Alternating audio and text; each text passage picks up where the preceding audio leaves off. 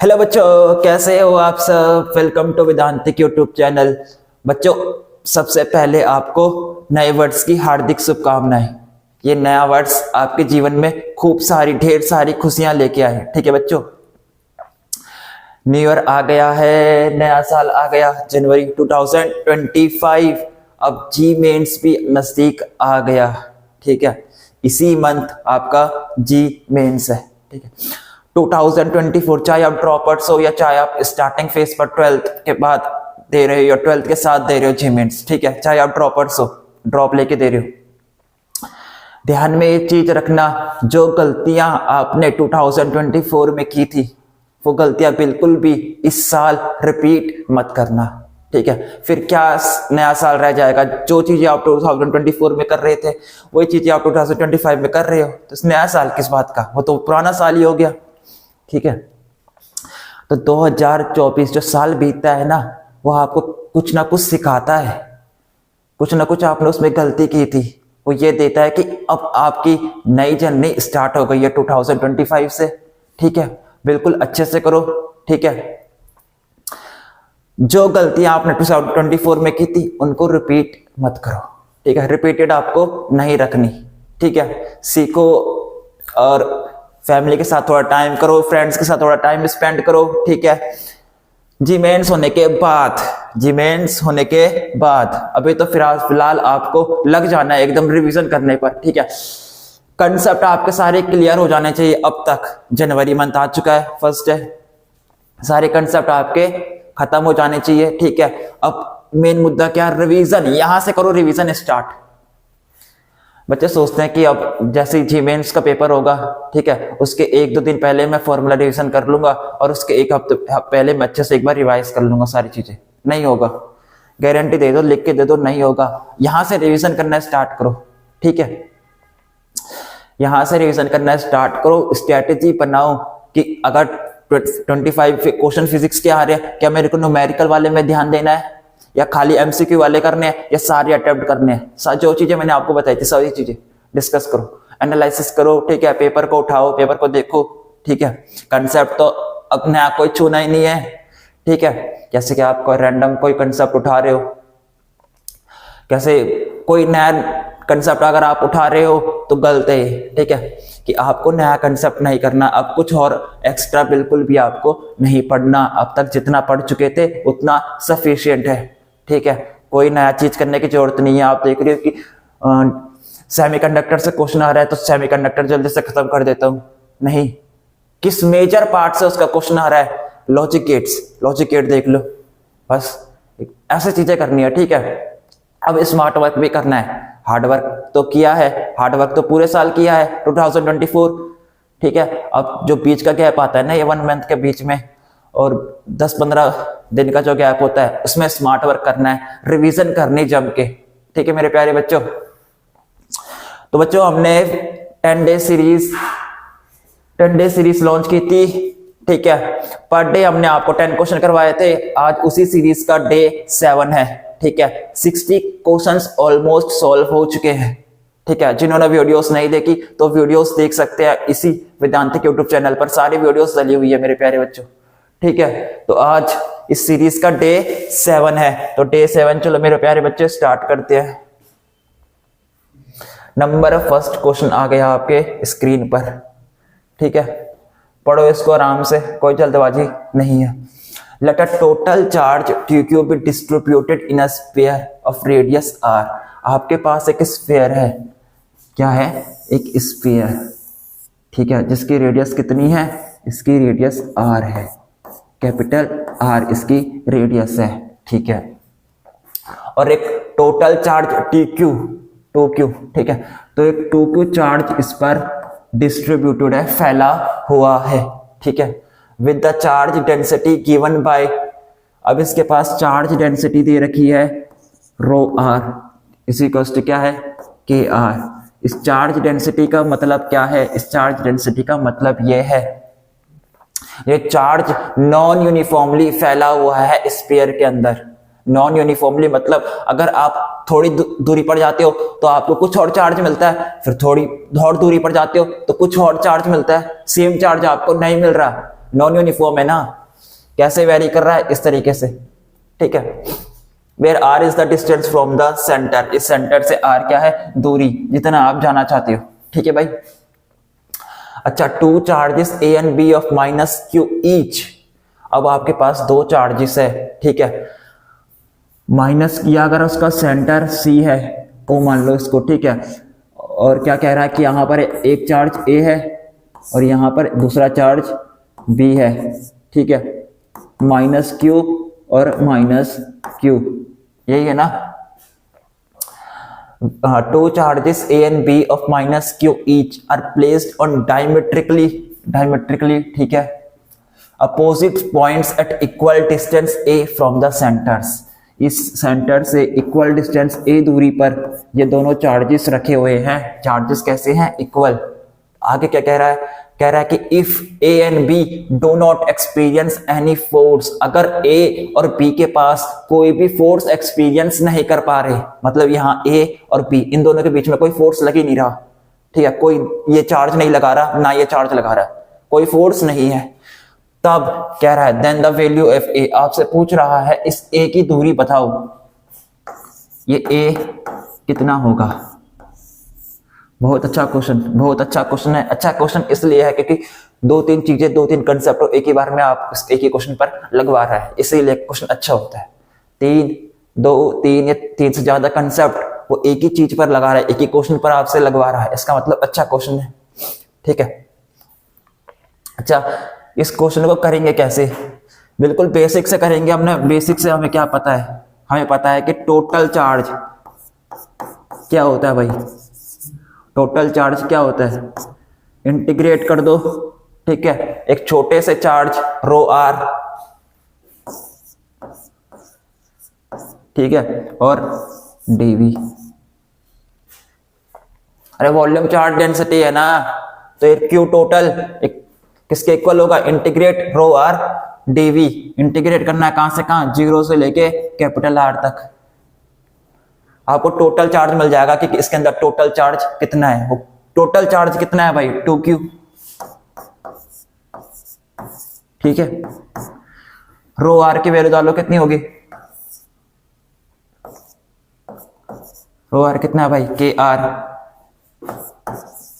और एक छोटा सा डीवी, एक छोटा सा वॉल्यूम मेरे को क्रिएट करना है, तो मैंने एक छोटा सा स्फीयर बनाया, ठीक है। उसका एरिया कितना होता है, 4 पाई आर स्क्वायर, तो 4 पाई आर स्क्वायर। उसकी मोटाई कितनी होगी, डी आर, तो 4 पाई आर स्क्वायर डी आर आ गया, ठीक है। 2q इक्वल्स टू, ठीक है, जो चीजें कांस्टेंट है वो सारी चीजें बाहर निकाल लो, तो यहां से आएगा 4k पाई, 4k पाई, ठीक है। आर स्क्वायर और आर क्यूब, जिसका इंटीग्रेशन करोगे तो r4 डिवाइड बाई 4 लिमिट लगाओगे तो क्या आएगा, r4 डिवाइड बाई 4, 4 से 4 कट गया, ठीक है। और आपके पास k, इस k की वैल्यू आ गई, k की वैल्यू कितनी आएगी, 2q, ठीक है, 2q आगे कितना आएगा, पाई r4। क्या ये आ रही वैल्यू, एक बार चेक कर लेना, ठीक है। k की वैल्यू आपने निकाल ली, ठीक है। अब मैं लगाऊंगा गॉस लॉ। भाई गॉस लॉ किस किस को पता है, इलेक्ट्रोस्टैटिक्स पर गॉस लॉ बहुत कमाल का लॉ है भाई, बहुत कमाल का लॉ है गॉस लॉ। गॉस लॉ क्या कहता है कि electric flux E dot d A is equal to किसके इक्वल होता है, Q enclosed divide by epsilon naught, ठीक है। यह है आपका कि फ्लक्स जितना गुजरता है फ्लक्स, ठीक है, और किसके इक्वल होता है कि अंदर कितना, Q इनक्लोज्ड मतलब कि अंदर कितना चार्ज प्रेजेंट है, डिवाइड कर दो एप्सिलॉन नॉट से, ठीक है। अच्छा, Q इनक्लोज्ड निकालो, Q इनक्लोज्ड ये कैसा आएगा भाई, जैसे Q टोटल आया, इंटीग्रेशन कर दो जीरो से लेके, अब ध्यान रहे आपको इंटीग्रेशन कहां से क्या करना है भाई, जीरो से लेके a तक, ठीक है, मैंने गॉस लॉ लगाने के लिए क्या करना पड़ता है, गॉसियन सरफेस बनाना पड़ता है, गॉसियन सरफेस बनाना पड़ता है। तो मैंने यहाँ पर एक गॉसियन सरफेस बनाया इस तरीके से, जिसकी रेडियस क्या है, ए है कि नहीं, अरे यस और नो, जिसकी रेडियस क्या है, ए। ठीक है, अब मैं लगाऊंगा क्यू इनक्लोज्ड 0 से ए, 0 से ए तक मेरे को यहां तक पूरा इसका पता चल जाएगा किसके अंदर कितना चार्ज है। क्यू इनक्लोज्ड निकाल रहा हूं 0 से ए, क्या लगाऊंगा फिर आगे, रो आर, डेंसिटी कितनी है, अरे भाई डेंसिटी कितनी है, के आर। ठीक है, तो यहां डालो आप के आर, और वॉल्यूम कितना होगा, 4 पाई आर स्क्वायर डी आर।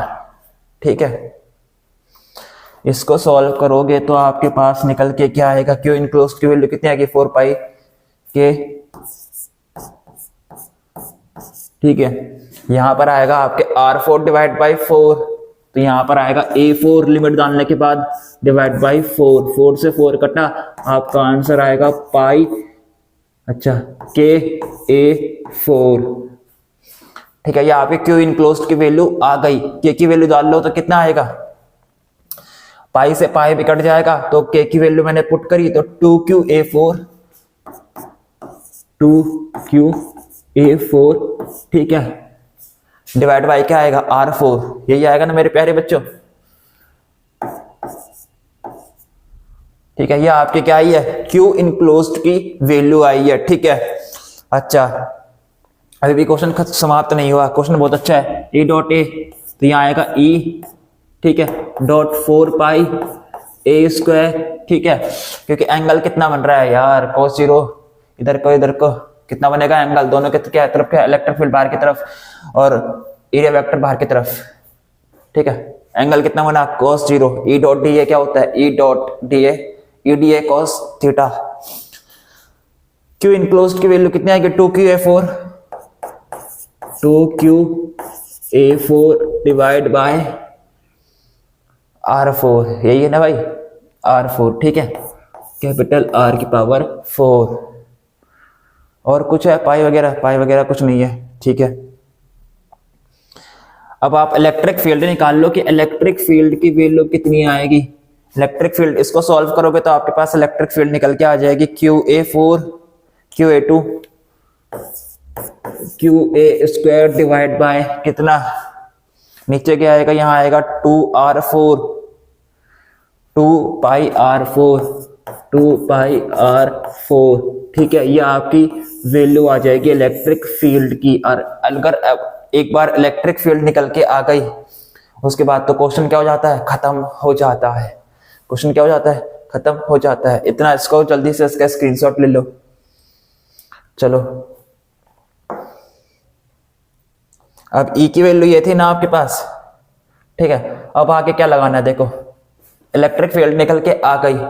अब फोर्स ए बी, ठीक है, ये चार्ज में माइनस क्यू यहां रखा हुआ था। ठीक है, ये सेंटर है। ठीक है, मान लो सेंटर ये ए दूरी पर है। ठीक है, ये पॉइंट ए था और ये पॉइंट ए दूरी पर सेम बी था। ठीक है, इस तरीके से देखो, यहाँ भी क्या माइनस क्यू रखा हुआ है। ठीक है, अब फोर्स लग रहा होगा कूलम्ब्स लॉ।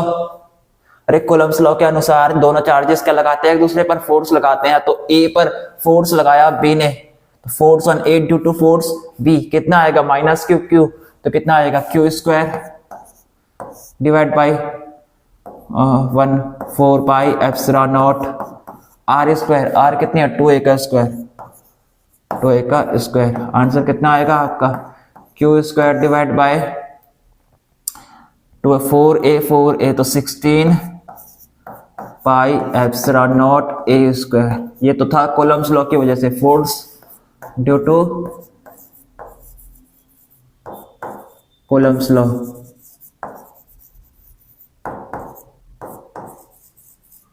ठीक है, अब इसी चार्ज पर एक फोर्स और लगता है। ठीक है, वो फोर्स लगा इस चार्ज पर इलेक्ट्रिक फील्ड की वजह से। ठीक है, अरे यार चार्ज स्फीयर था, इस स्फीयर की वजह से इलेक्ट्रिक फील्ड पीछे में निकाली थी। ठीक है, इलेक्ट्रिक फील्ड, तो ये क्यू चार्ज पर लगा एक इलेक्ट्रिक फील्ड। ठीक है, ये लो,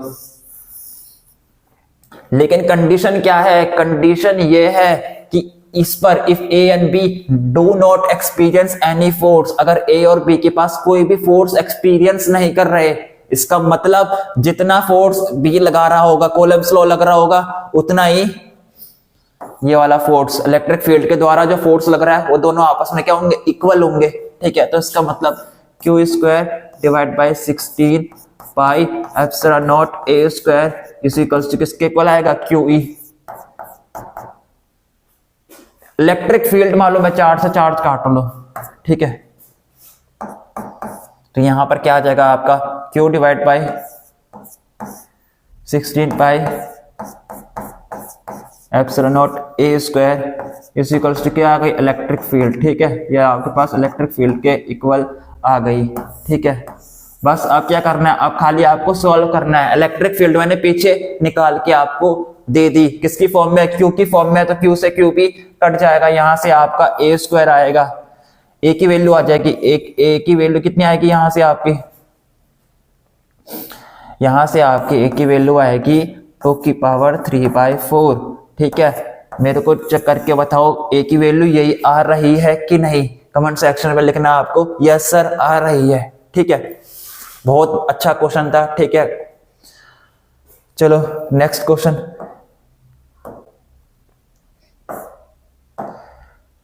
डायरेक्ट फॉर्मूला बेस्ड क्वेश्चन है, डायरेक्ट फॉर्मूला बेस्ड क्वेश्चन है। ठीक है, ध्यान दो, 2 immiscible liquids of refractive index 8/5। ठीक है, दूसरा क्या है 3/2। ठीक है, respectively put in a beaker as shown in the figure, जैसे कि फिगर पर दिखा रहे हैं। ठीक है, the height of each column is 6 centimetre, ये पूरी हाइट क्या है ईच कॉलम की 6 सेंटीमीटर, ये 6 सेंटीमीटर ये। ठीक है, a coin is placed at the bottom of the beaker, अब आपने एक सिक्का यहाँ इस लिक्विड के अंदर रखा है सीधा बॉटम पर। ठीक है, फॉर नियर नॉर्मल विजन, और आप इसको पास से देखते हो तो ये क्या होता है, जब भी आपने चीज देखी होगी कि पानी के अंदर आप एक सिक्का डालते हो तो उसकी एक्चुअल पोजीशन तो बॉटम है, लेकिन वो सिक्का आपको पानी के ऊपर उठा हुआ दिखता है। ये किसकी वजह से होता है, इसे कहते हैं रिफ्रैक्शन की वजह से ये पॉसिबल हो पाता है। ठीक है, अच्छा आगे क्या है, for near normal vision the apparent depth of the coin is, अब कॉइन की आपको एपरेंट डेप्थ दे रखी है, एपरेंट डेप्थ कितनी है, एच एपरेंट कितनी है, α/4। ठीक है, ये आपको दे रखी है। ठीक है, और इसका सिंपल सा फॉर्मूला होता था एच एपरेंट, ठीक है, एक्चुअल। ठीक है, एच रियल कि रियल हाइट कितनी है divide by H apparent, apparent height कितनी है वो किसके इक्वल होता है, n2 डिवाइड बाय n1 के इक्वल होता है। ठीक है, ये चीज यहाँ पर यूज करनी है, ये चीज यहाँ पर आपको यूज करनी है। ठीक है, तो इसकी जो एपरेंट हाइट का फॉर्मूला बनेगा इस केस में H apparent is equal to कितना बनेगा, h1 μ1 प्लस का h2 μ2। अगर आपको एक कंसेप्ट पता था, हल्का से फॉर्मूला पता था, फॉर्मूला भी क्या है, अगर आपको कंसेप्ट पता है तो आप इसको निकाल नहीं सकते, फॉर्मूले की तो जरूरत ही नहीं है यार, कंसेप्ट मालूम है आपको। ठीक है, अगर फॉर्मूला पता है तो बहुत जल्दी आंसर आएगा, नहीं मालूम तो यहां से अगर लाइट जाती है, ये रिफ्रैक्टिव इंडेक्स में चेंज आता है, डेंसर ये उससे रेयर, तो लाइट क्या हो जाती है, away from the normal bend हो जाती है, यहाँ बेंड होगी इस तरीके से, आप पीछे इसको कहीं प्रोड्यूस करते हो तो यहाँ पर आपको उसकी इमेज दिखती है, यही तो केस होता है, यही तो कंसेप्ट है। ठीक है, फिर आप अगर सीधी लाइन खींचते हो और साइन थीटा टेन थीटा वगैरह निकाल के ये फॉर्मूला ड्राइव कर देते हो। ठीक है, एच एपरेंट देखो किसके इक्वल आई है, H apparent h1 divide by μ1 plus का h2 डिवाइड बाय μ2। h1 आपको पता है 6, μ1 आपको पता है भाई, h2 आपको मालूम पता है 6 और μ2 आपको पता है 3/2। वैल्यूज रख के ये वही बात हो गई, get put the values and get the answer.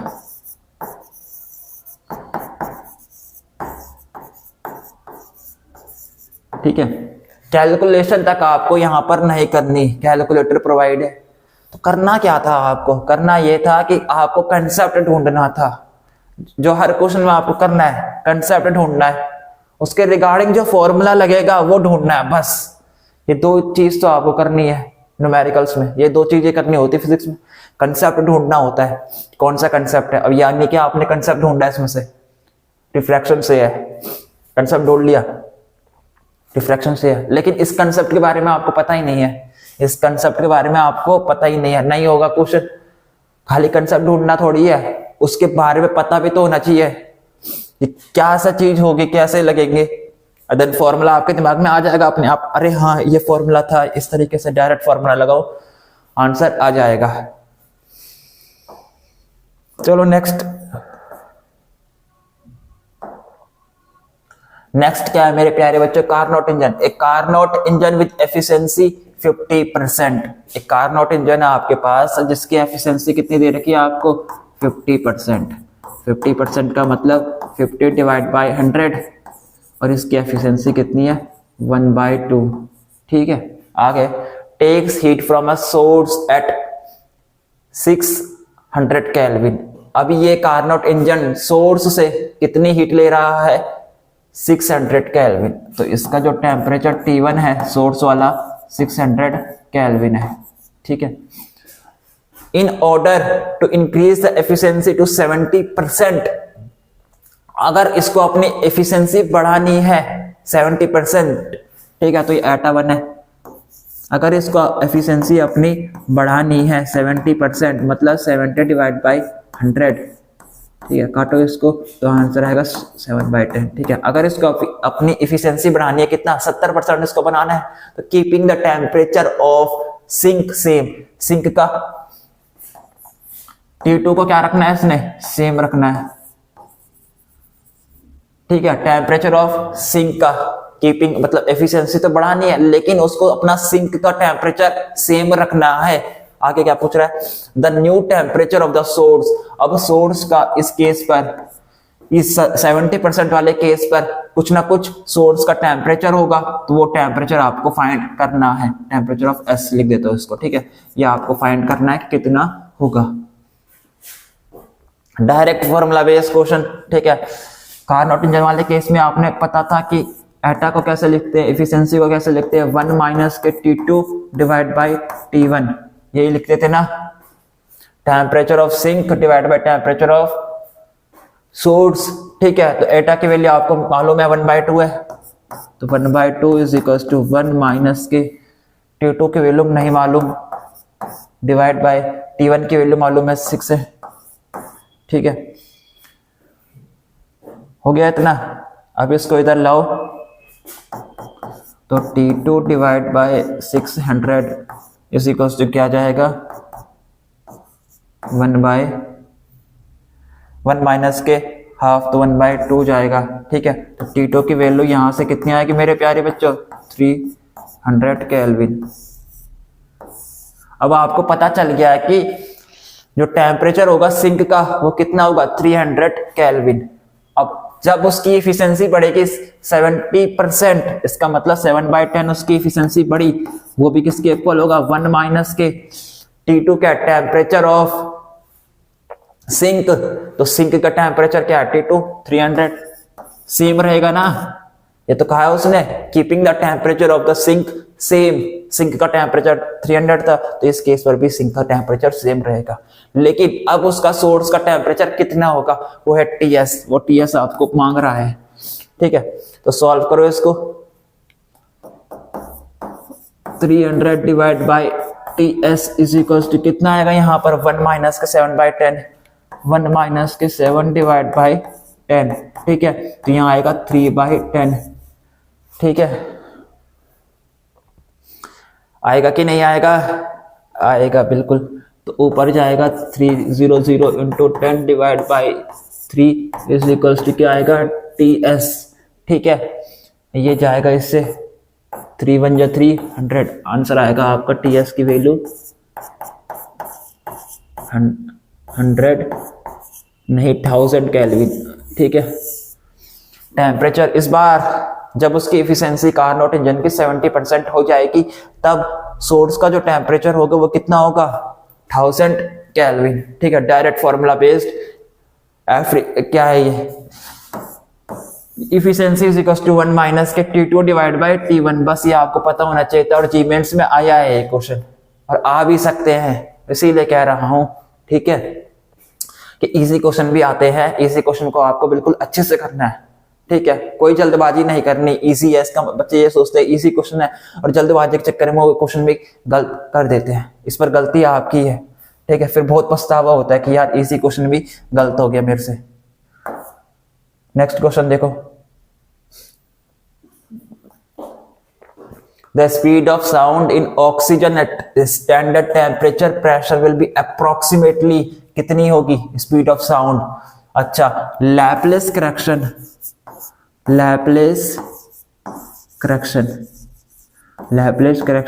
कह सकते हैं इसको और फॉर्मूला भी कहते हैं ये लैपलेस का स्पीड ऑफ साउंड के लिए क्या था? v is equals to under root gamma RT divide by m था, ठीक है, ये था ना gamma RT divide by m। Direct formula based question ये भी, ठीक है, क्या है direct formula?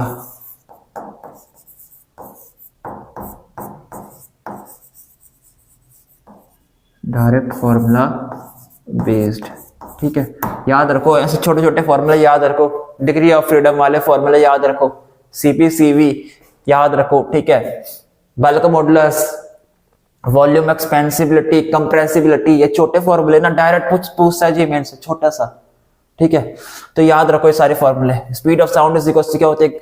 Gamma under root gamma RT divide by m। ये आपसे पूछ रहा है v की वैल्यू अंडर रूट, ठीक है, गामा उसने दिया है क्या? जी हाँ, गामा भी दिया उसने सारी चीजें आपको दी है, बस कैलकुलेशन करवाएगा और कुछ नहीं। R भी आपने दे रखा 8.3। अब टेम्परेचर क्या है? स्टैंडर्ड बोल रहा है तो 273 केल्विन। और द स्पीड मास, ऑक्सीजन का मास कितना होता है भाई, जल्दी बताओ? ऑक्सीजन का मास 32, ठीक है, ग्राम होता है। ये लो, बस सॉल्व करो इसको, कैलकुलेशन पार्ट है बस। क्या है ये कैलकुलेशन पार्ट?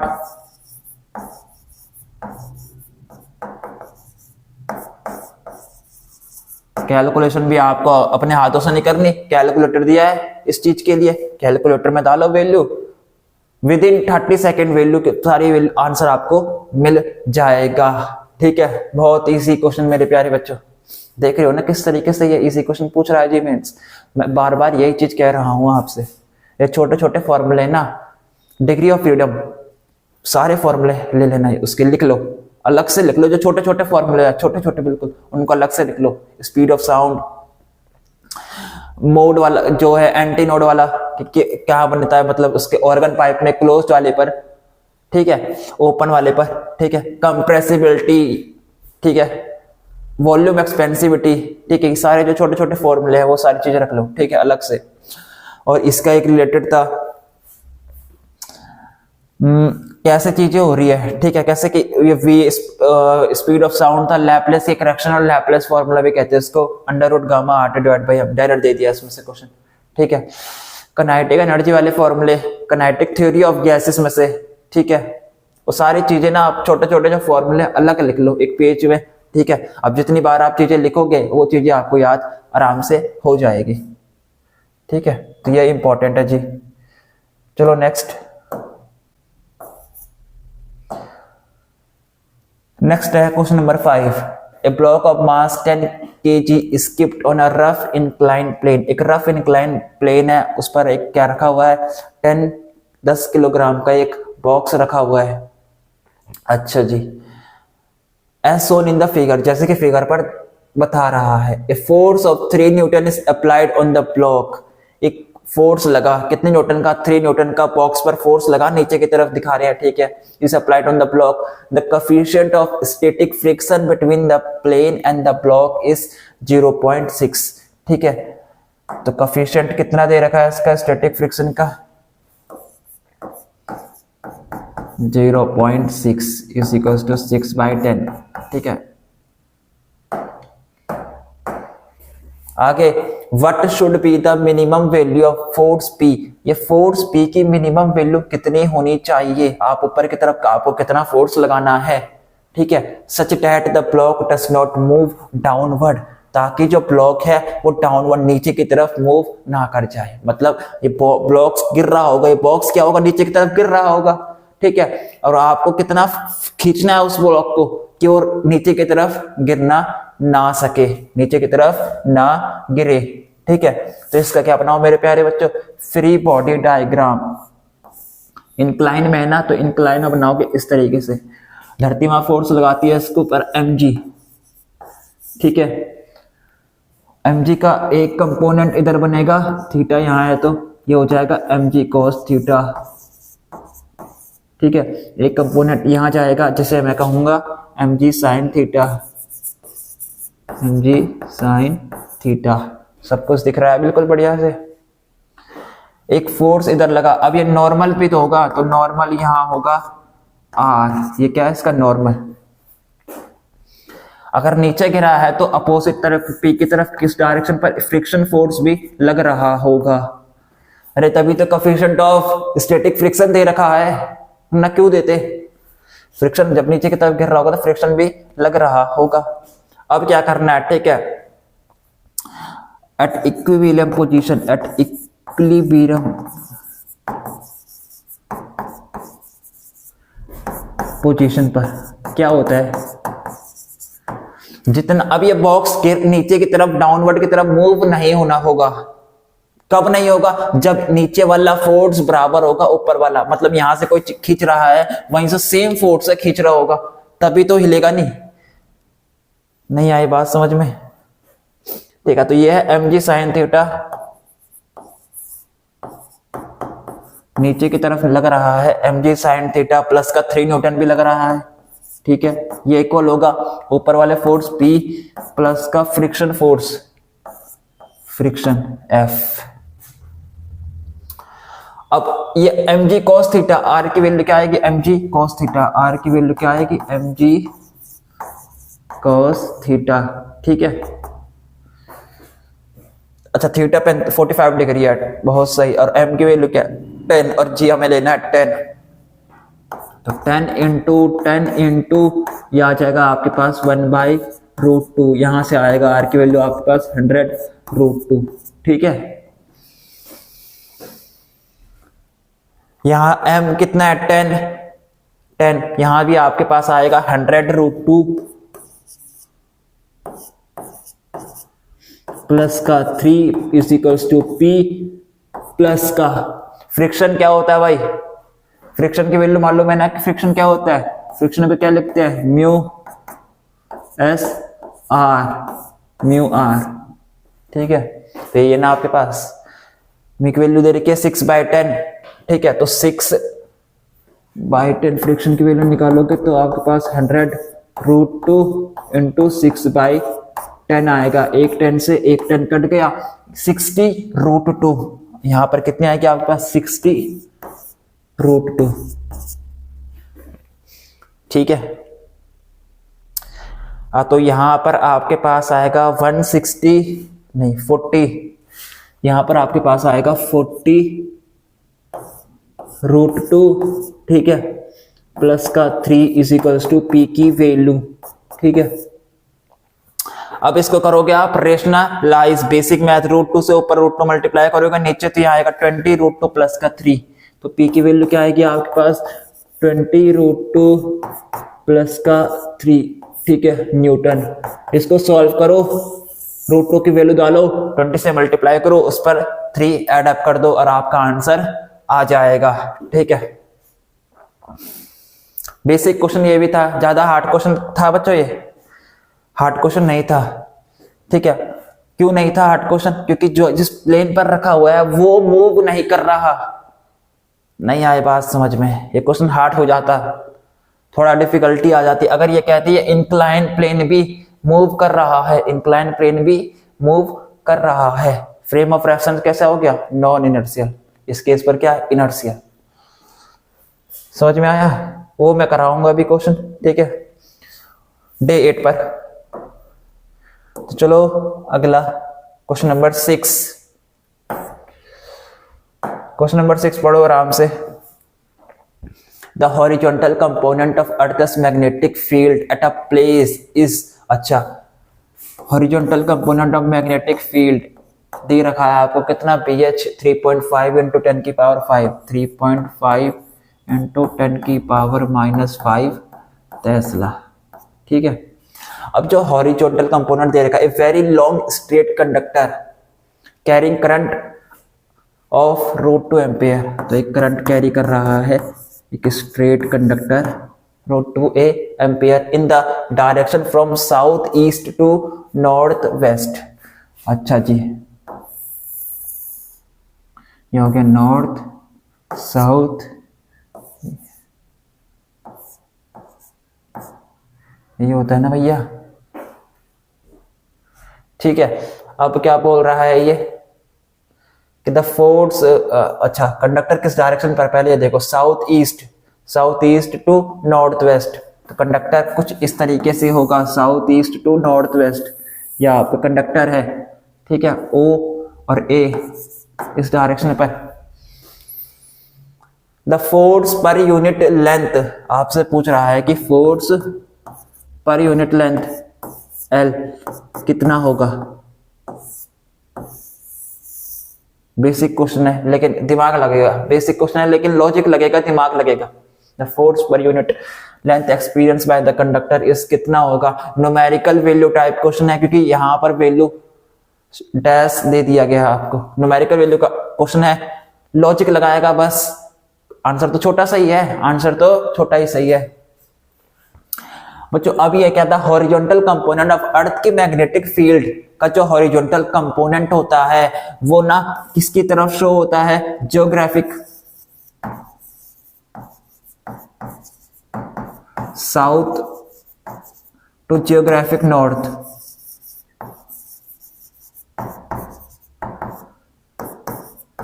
ये उस अर्थ की हॉरिजॉन्टल जो कंपोनेंट होता है मैग्नेटिक फील्ड का, उसकी डायरेक्शन होती है। तो इसकी डायरेक्शन कितनी आएगी भाई, इस तरफ आएगी। और ये जो थीटा बनेगा यहाँ पर कितने का होगा, 45 डिग्री का। जो थीटा बनेगा यहाँ पर, थीटा इज इक्वल टू कितना होगा, 45 डिग्री का।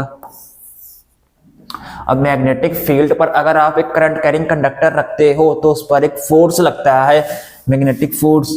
और वो मैग्नेटिक फोर्स कितना होता है मेरे प्यारे बच्चों, IL क्रॉस B। ठीक है, और इसको कहते हैं BIL sine theta, BIL sine theta. ठीक है, BIL force is equal to BIL sine theta. ठीक है, अब देखो फोर्स डिवाइड बाय लेंथ निकालना है आपको, फोर्स डिवाइड बाय लेंथ आपको निकालना है। तो इसका आंसर क्या आएगा, BI sine theta, BI sign theta. ठीक है, B आपको मालूम है जी, 3.5 इंटू 10 की पावर -5। ठीक है, मल्टीप्लाई करंट मालूम है जी, ये भी मालूम है, √2। ठीक है, क्या आपको थीटा मालूम है, हाँ जी मालूम है। साइन 45 कितना होता है, √2 से √2 कट गया, आंसर आपका क्या आएगा, 3.5 इंटू 10 की पावर -5। यही आपका रिक्वायर्ड आंसर होगा, फोर्स पर यूनिट लेंथ। -6 में आंसर आ रहा है क्या, न्यूटन पर मीटर है, ये टेस्ला 3.5। ठीक है, तो आपको न्यूमेरिकल वैल्यू में डालना, माइनस की कितना है यहाँ पर 6 है, तो इसको -6 में कर देना। ठीक है, कौन सा बड़ी बात है, अरे यार नहीं है क्या बड़ी बात, इसको -6 में कर दो ना, तो यहां पर आया। ठीक है, इंटू 10 की पावर -6 न्यूटन पर metre. Force divide by length चाहिए था ना, मैग्नेटिक फील्ड आपको पता है 3.5 10 की पावर -5 होती है। ठीक है, करंट की वैल्यू क्या दे रही थी, √2 एम्पियर। ठीक है, तो √2 आपने डाल दिया यहाँ पर। साइन 45 कितना होता है, 1/√2, तो 1/√2 वैल्यू आपने यहाँ पर डाल दी, √2 से √2 कट गया, आंसर कितना आएगा 35। ठीक है, बहुत इजी क्वेश्चन था, थोड़ा सोचने का था कि जो अर्थ की मैग्नेटिक फील्ड, थोड़ा थीटा फाइंड करने का था, थीटा कितना 45 आएगा, सेम पर ऐसा झुका होगा ना बिल्कुल परफेक्टली, तो कितना बनेगा 45, ये 45 90 होता है ना पूरा। ठीक है, इस तरीके से तो इसमें क्या चीजें आपको पता होनी चाहिए, थोड़ी अर्थ के मैग्नेटिक फील्ड के बारे में आपको पता होनी चाहिए थी, क्योंकि अगर आप डायरेक्शन फाइंड नहीं कर पाओगे तो आंसर नहीं आता, थीटा फाइंड नहीं कर पाते तो आंसर नहीं आता। फॉर्मूला तो सेम ही है, छोटा सा, force is equal to will sine theta. ठीक है मेरे प्यारे बच्चों, next question, question number 7। Question number 7, एक substance A has atomic mass number, एक सब्सटेंस ए है जिसका एटॉमिक मास नंबर 16 है। अच्छा जी, ठीक है, मास इसका 16 है एंड हाफ लाइफ 1 डे। इसकी हाफ लाइफ क्या है, लैम्डा है, इसकी 1 डे है।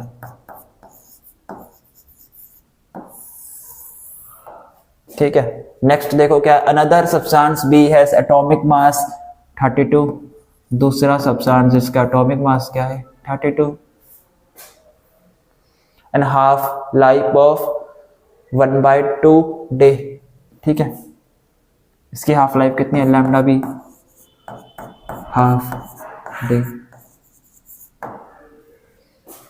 If both A and B simultaneously start undergo radioactivity at the same time पर दोनों A और B सब्सटेंस एक साथ रेडियो एक्टिविटी डीके होते हैं। ठीक है, तो इनिशियली मास, इनका इनिशियल मास कितना है, मोलर मास मान लो इसको, एटॉमिक मास और मोलर मास कैपिटल एम। इनका इनिशियल मास स्मॉल एम कितना दे रखा है, 332 ग्राम। ठीक है, अगर दोनों का ये इनिशियल मास कितना है 332 ग्राम। ठीक है, तो how many total atoms of A and B combined would be left, बचेंगे आफ्टर 2 दिन, 2 दिन के बाद इनका टीके देखा गया और 2 दिन के बाद। ठीक है, तो मतलब number of atoms of A at time 2 आपको निकालना है, कितना होगा, और number of atoms of B at time 2 2 दिन के बाद कितना होगा वो निकालना है। अब इन दोनों एटम्स को क्या करना है, आपको सम अप करना है। ठीक है, तो Na2 प्लस का NB2, ये आपसे पूछ रहा है, इसी क्वेश्चन है, कोई दिक्कत की बात नहीं है। ठीक है, इसी क्वेश्चन है, लेकिन कैलकुलेशन पार्ट जाता है, बस क्वेश्चन इजी है, फॉर्मूला तो यही है ना, सिंपल सा। अच्छा, सबसे पहले आप निकालो कि number of atoms, initial number of atoms,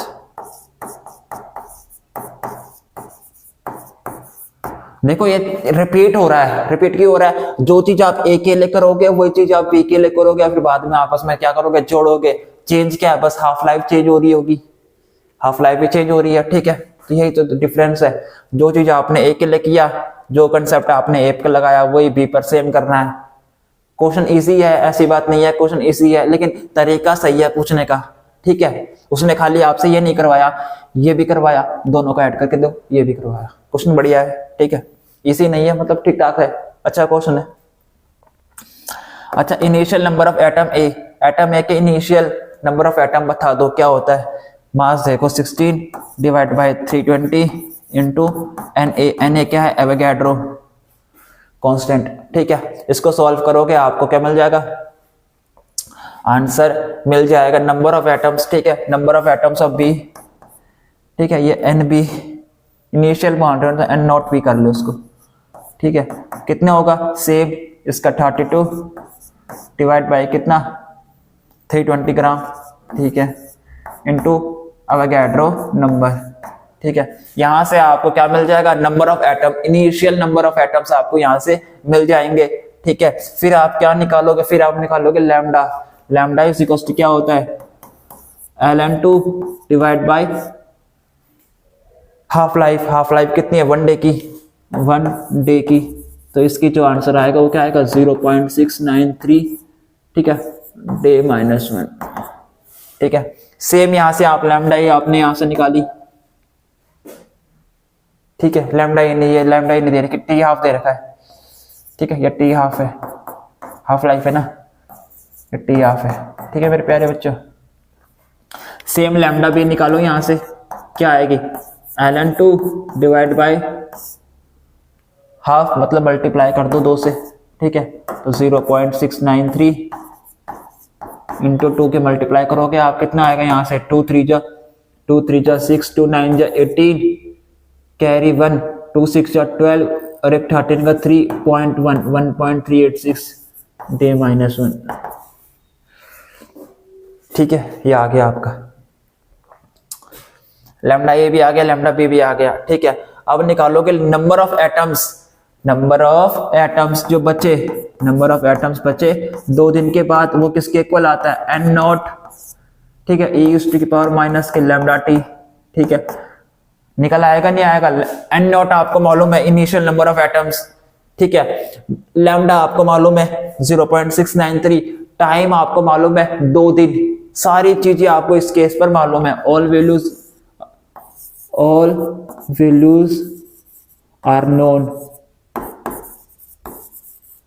ठीक है, सारी वैल्यूज आपको पता है, Na2 आ जाएगा, सेम Nb2 आ जाएगा।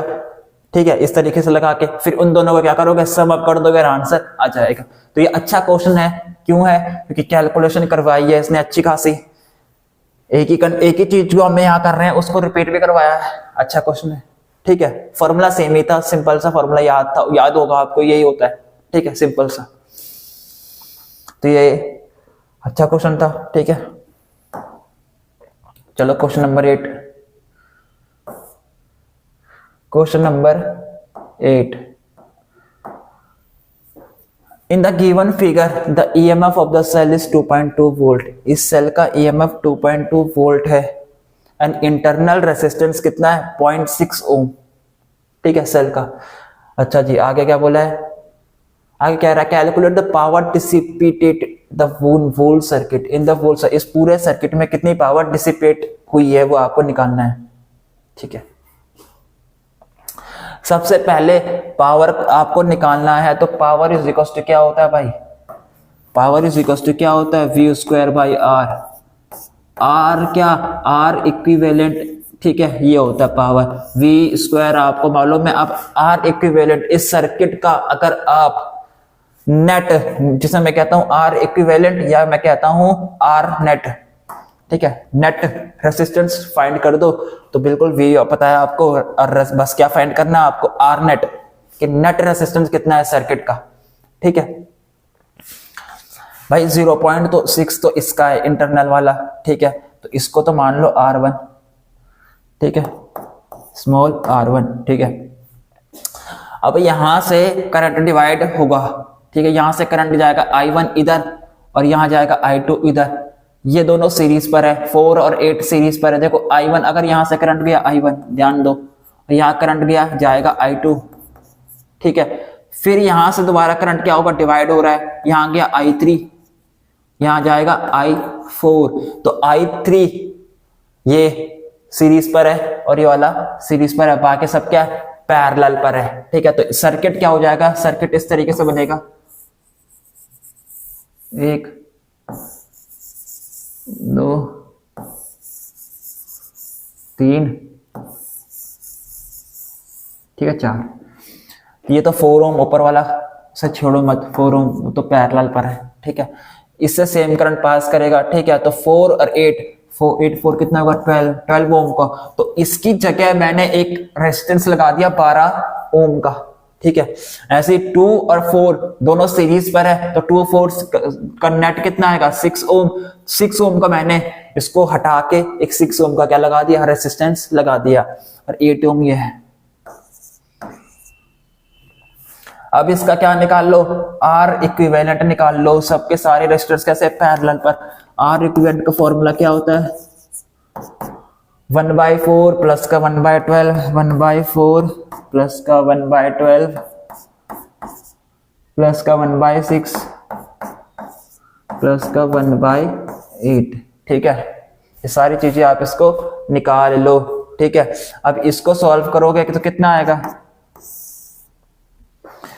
4, 12, 6 और 8 का आप क्या लोगे, पहले तो एलसीएम ले लो जल्दी से, इसका एलसीएम लो, 4, 12, 6 और 8। ठीक है, 2 2 जा 4, 2 6 जा, और 2 3 2 4। ठीक है, 2 1 2 3 3 2।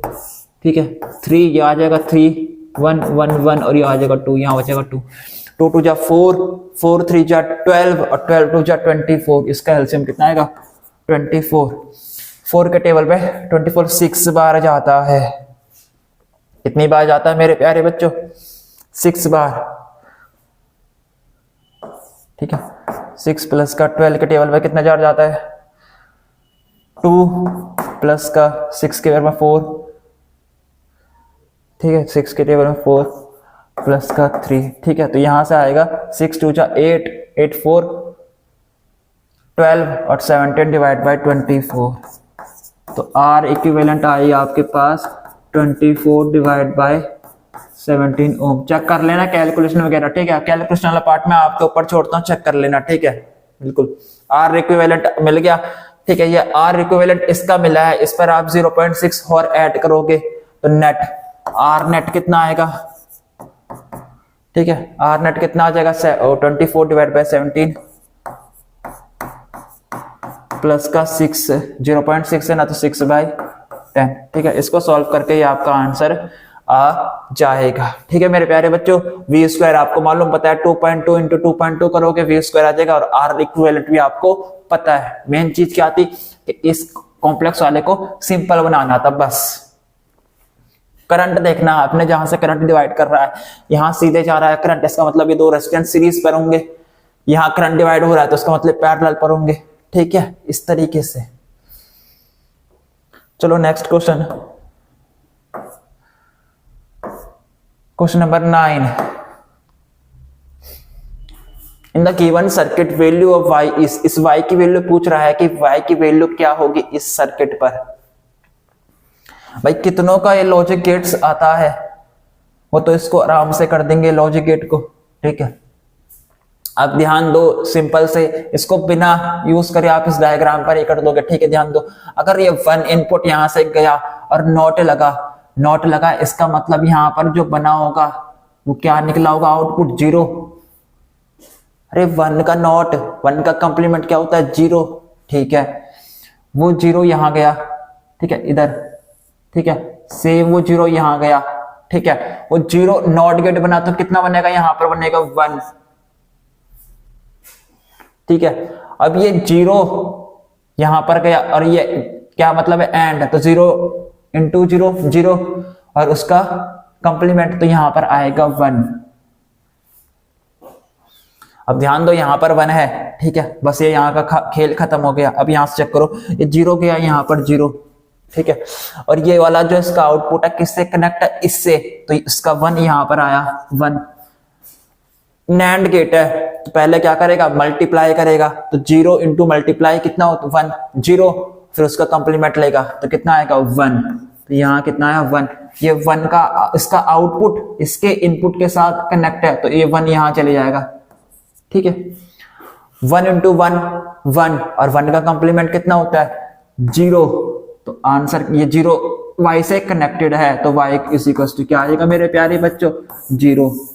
लो, बहुत सिंपल क्वेश्चन यार, 4 नंबर फ्री के हैं। लॉजिक गेट की समझ होनी चाहिए, लॉजिक गेट की समझ होना चाहिए, बेसिक पता होना चाहिए लॉजिक गेट्स का, कैसे चीजें काम करती है बस। y इज इक्वल टू कितना है भाई? इसका आउटपुट कितना जनरेट हुआ? 0। नहीं आई बात समझ में? चलो नेक्स्ट क्वेश्चन। जो आज की वीडियो का लास्ट क्वेश्चन, पढ़ो इसको।